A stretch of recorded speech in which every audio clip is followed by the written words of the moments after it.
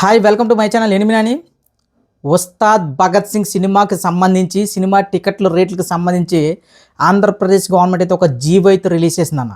ఇప్పుడు ఆ జీవోలో టికెట్ రేట్లు ఎలా ఉన్నాయి అనే విషయాల గురించి మాట్లాడుకుంటే నాకు తెలిసి గతం కంటే చాలా తక్కువ రేట్లకే టికెట్లు అయితే పెట్టారు అని చాలా క్లియర్గా అర్థమవుతుంది.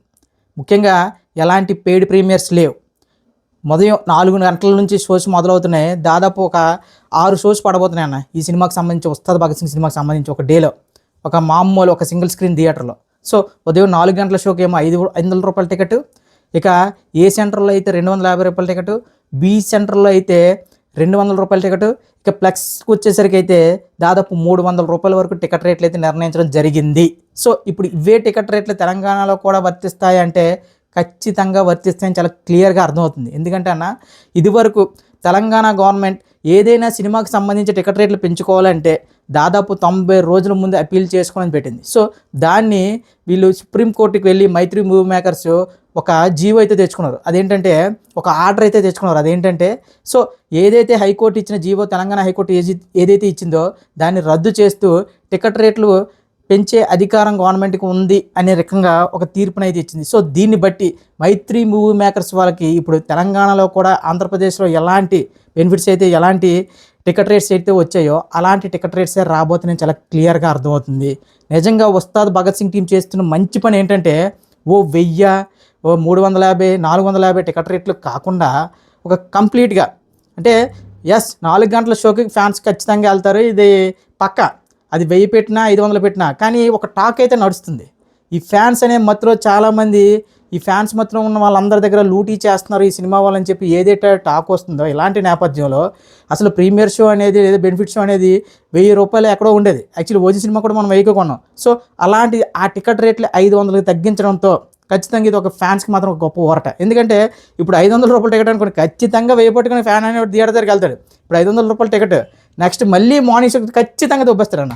సో ఈ విధంగా ఇప్పుడు ఉస్తాద్ భగత్ సింగ్ సినిమాకి సంబంధించిన టికెట్ రేట్ విషయాలు ఇలా పక్కన పెడితే, ఇక ట్రైలర్ గురించి మాట్లాడుకుంటున్నారన్న సోషల్ మీడియాలో మామూలు రచ్చలేదు. వన్స్ ట్రైలర్ దిగిన తర్వాత ఉస్తాద్ భగత్ సింగ్ మొత్తం మారిపోతుంది. ఇప్పటివరకు ఉన్న హైప్ ఒక లెక్క, ఇక ఎవరైతే హైప్ తక్కువ ఉంది అది మాట్లాడుతున్నారో ట్రైలర్ రిలీజ్ అయిన తర్వాత ఆ లెక్కలన్నీ మారబోతున్నాయి అని చాలా క్లియర్గా చెప్తున్నారు. అంటే ఇంకా క్లియర్గా చెప్పాలంటే ఈ ట్రైలర్ గురించి, ఈ సినిమా గురించి కళ్యాణ్ గారిని విమర్శించే వాళ్ళు మాట్లాడుతున్నారు. ఎలా అంటే, బాబు ఉస్తాద్ భగత్ సింగ్ మీరు ఊహించిన దానికంటే చాలా పెద్ద బ్లాక్ బస్టర్ సినిమా, ఆల్మోస్ట్ ప్రొడ్యూసర్లు కూడా చాలా కాన్ఫిడెంట్గా ఉన్నారని చెప్తున్నారు కొంతమంది జర్నలిస్టులు. సో ఈరోజు మనకి మైత్రి ప్రొడ్యూసర్ ఒక కార్యక్రమానికి వెళ్ళారు. ఆయన ఒక ఫంక్షన్కి లేదంటే ఒక ఈవెంట్కి వెళ్ళారు. ఆ ఈవెంట్లో ఉస్తాద్ భగత్ సింగ్ గురించి మాట్లాడితే ఆయన ఒకటే చెప్పాడు, భయ్యా మీరు ఎంత ఎక్స్పెక్ట్ చేసుకొని అయినా సరే థియేటర్కి వెళ్ళండి, ఎక్స్పెక్టేషన్స్ తగ్గే సమస్య లేదు, దానికి మించి ఉండబోతుందని ఇచ్చిన కాన్ఫిడెన్స్ మాత్రం నిజంగా అది ఒక ఎంత బూస్ట్ వచ్చిందన్న. మొన్నటి వరకు ఉస్తాద్ భగత్ సింగ్ సంబంధించి కళ్యాణ్ గారి లుక్ తప్ప, ఆ దేఖలేంగే చాలా తప్ప, సాంగ్ తప్ప ఇప్పటి వరకు నిన్న రిలీజ్ అయిన మన ఏదైతే కాలర ఎత్తర సాంగ్ వరకు ప్రతిదీ కూడా అంతగా ఆకట్టుకోలేదు. కానీ నిన్న రిలీజ్ అయిన సాంగ్ మాత్రం మామూలుగా పేలే. ఆ సాంగ్లో ఉన్న ఫిలాసఫీ, ఆ సాంగ్లో ఉన్న లిరిక్స్, అంటే కళ్యాణ్ గారి సినిమాలో చూడండి డ్రింకింగ్ హ్యాబిట్ మీద ఇప్పటి నుంచి కదా ఎప్పటి నుంచి ఆయన సాంగ్స్ చేస్తున్నారు. ఒక జానీ సినిమాలో కానీ, లేదంటే ఒక గుడుంబ శంకర్ కానీ, లేదంటే మన గబ్బర్ సింగ్లో కానీ, కాటమరాయుడులో కానీ దీని మీద ఒక ప్రత్యేకంగా ఆయన ఒక సెటైరికల్ సాంగ్ ఉంటుంది. సో ఈ ఎత్తర కాలర్ ఎత్తర సాంగ్ కూడా ఆకోకు సంబంధించిన. నెక్స్ట్ ఈ సాంగ్ మాత్రం థియేటర్లో పేలిపోద్దట భయ్య.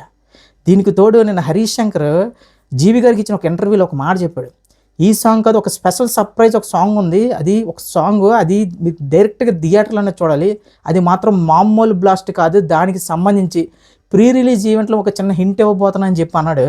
అసలు దేని చేసాడు ఏంటో అర్థం కావట్లేదు. కానీ హరీష్ శంకర్ అండ్ ఇక ప్రొడ్యూసర్లు మామూలు కాన్ఫిడెంట్గా లేరు. ఎంత కాన్ఫిడెంట్గా ఉన్నారంటే ఉస్తాద్ భగత్ సింగ్ అనే సినిమా ఒక ఫ్యామిలీ ఎంటర్టైన్మెంట్ సినిమా. ఇప్పుడు ఓజీ అనేది కొంతమంది ఏదైతే ఫ్యామిలీస్ పిల్లలు ఏదైతే దూరం అయ్యారో అలా కాదు, ఇది ఉస్తాద్ భగత్ సింగ్ అనే సినిమా ఒక అత్తారింటికి దారేది, ఒక గబ్బర్ సింగ్ మిక్స్ చేస్తే ఎలాంటి సినిమా వస్తుంది, దానికి మించిన ఇంపాక్ట్తో అయితే హరీష్ శంకర్ తీసారని చెప్తున్నారు. సో భయ్య, హరీష్ భయ్య నువ్వు కానీ మళ్ళీ ఒక్కసారి బ్లాక్ బస్టర్ ఇస్తే నీకు ఇంకొక 15 ఏళ్ల పాటు ఇండస్ట్రీలో ఇంక తిరిగి ఉండదు భయ్య. ఎప్పుడో గబ్బర్ సింగ్ ఇచ్చావు, ఆ రేంజ్ సినిమా మళ్ళీ నువ్వు తీయలే, మేము చూడలే. సో మాకు అలాంటి ఇంపాక్ట్ ఉన్న సినిమా ఇంకొకటి కావాలని మొక్కం దేవుడు లేడు, మళ్ళీ నువ్వే వచ్చావు. ఒకటే అన్న, కళ్యాణ్ గారిని నీకంటే ఎవ్వడూ కూడా చూపించలేడు. ఇంకంటే నీవెంత అందంగా చూపిస్తున్నావు అంటే ఒక్కొక్క పోస్టరు ఒక్కొక్క హైలైట్.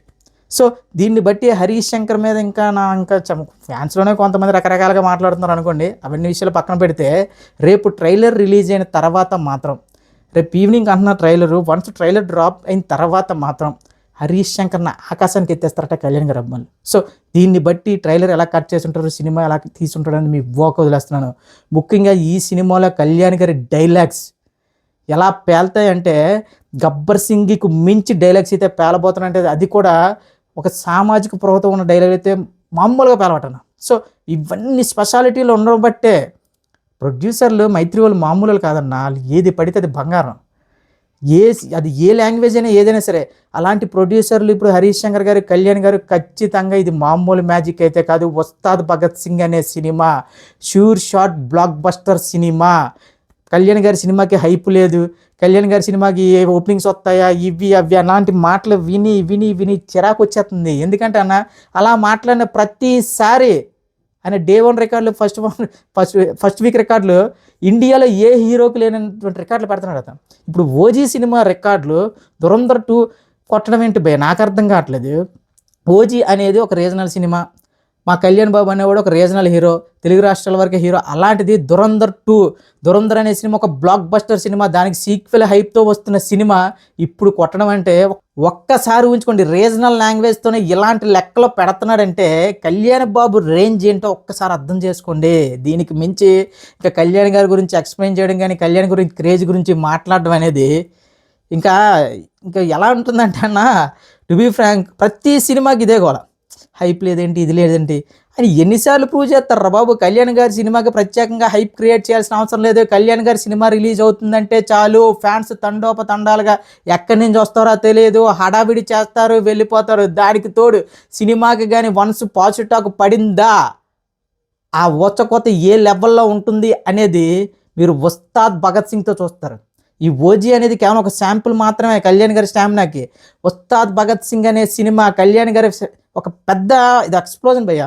ఎలాంటి ఎక్స్ప్లోజన్ అంటే చాలా సైలెంట్గా కామ్గా ఏంటి హైప్ ఏంటి హడావిడి లేదు ఇదేదని ఎవడైతే ఫీల్ అవుతున్నాడో, మార్నింగ్ షో 4 గంటల షో చూసిన తర్వాత ఇదిరా కళ్యాణ్ గారి కల్ట్ సినిమా అంటారు భయ్య.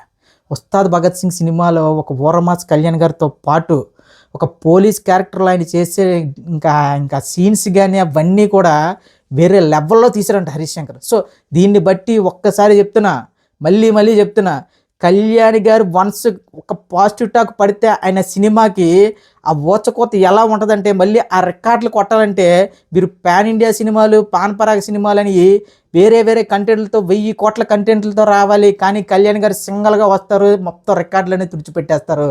వన్స్ ఇప్పుడు ఉస్తాద్ భగత్ సింగ్ తర్వాత రీజనల్ లాంగ్వేజ్లో ఏ రికార్డు మిగలదు. మళ్ళీ కళ్యాణ్ గారి రికార్డులు కొట్టాలంటే ఖచ్చితంగా మళ్ళీ చెప్తున్నాను కదా, మీరు పాన్ ఇండియాలు 1000 కోట్లు అలాంటి మాటలతోనే రావాలి తప్ప రీజనల్ లాంగ్వేజ్లో సినిమాని రిలీజ్ చేసి ఆ రికార్డులు కొట్టడం ఎవ్వడి వల్ల సాధ్యం కాదు.